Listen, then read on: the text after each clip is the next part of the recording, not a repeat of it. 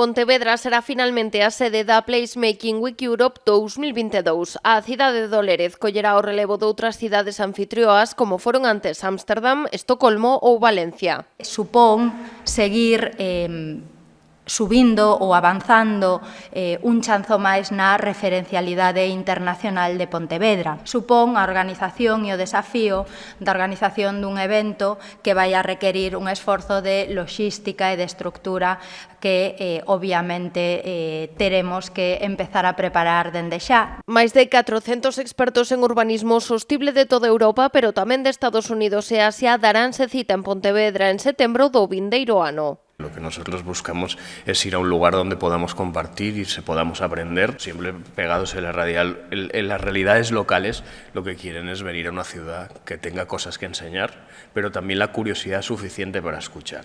Y yo creo que Pontevedra reúne estas dos características, no solo porque es un referente en el urbanismo a escala humana en Europa, sino que nos ha demostrado que tienen muchas ganas de ir pasos más adelante.